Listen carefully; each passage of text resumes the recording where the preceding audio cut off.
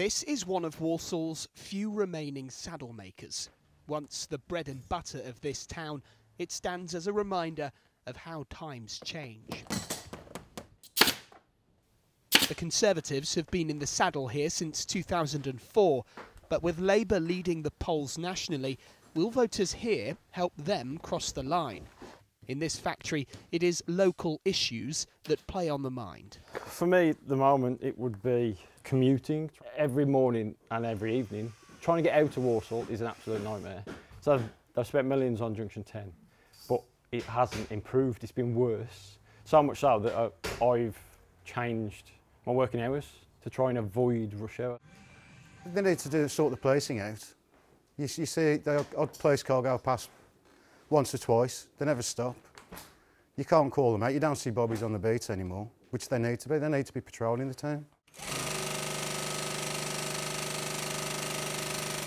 Walsall Town Centre, it looks derelict, it's run down, there's hardly any shops trading anymore. In the 1970s, 80s, you could come down here on a Saturday and spend the whole day down here. Shops, markets, it was just a different atmosphere. No, there's no pride, no pride. For decades, this authority had flip-flopped between Labour and no overall control. But in 2004, the Conservatives made a breakthrough and remain in control today. The council is made up of 60 seats. 38 are Conservative, 20 are Labour, 1 is independent and 1 has no political party affiliation. Elections here happen in thirds. This time, 20 seats are up for grabs. 13 are Conservative, 6 are Labour and 1 is independent. Labour would need to gain 10 seats to take control, a hurdle likely to be too big to overcome at one election. But its campaign is focused on town centre regeneration, bringing the market up from 2 to 6 days. People are really desperate about this town. Anyone over 30 will remember a thriving market. We want to bring that back because people of Walsall deserve that. We don't want people to think of Walsall as they do at the moment, full of crime, full of drunks, not coming here. People are scared to come into Walsall. We want to give Walsall back to the people of Walsall. Families can come here, families can enjoy it. Some people we've spoken to say they're not proud of living in Walsall anymore. Are you proud? I've always been proud and always will be proud. I was born here, I've lived here all my life. Walsall is a great place, but I can understand what people think. Deprivation is deeply entrenched in Walsall and has only worsened in recent years. Out of the 317 local authorities in England, it stands as the 25th most deprived. It's 16th on the list of poor incomes and 11th on the list of poorest education. The Liberal Democrats currently don't have any council seats here.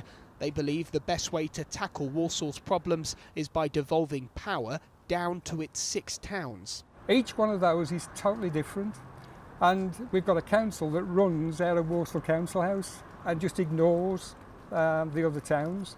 And what we need to do is to devolve power through citizen assemblies so that issues that directly affect those neighbourhoods can be addressed by people in those neighbourhoods, give people back the chance to have a say in how they are governed. The Conservatives believe they have a strong record and urge people to vote on local matters, like the town's new medical centre, the land on which the council gave to a collective of GP surgeries for just £1. This is a matter of partnership. We transferred this land to the local GPs.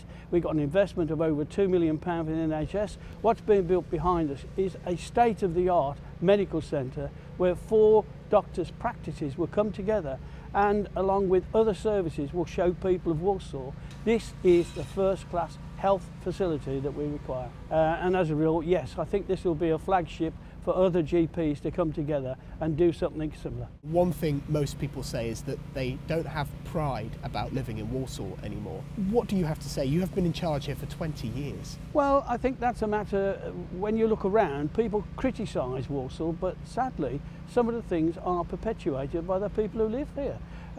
The rubbish on the streets doesn't fall from clouds from the sky, it's deposited by the people who live here. Rubbish there may be, but the people of this town clearly want something to change.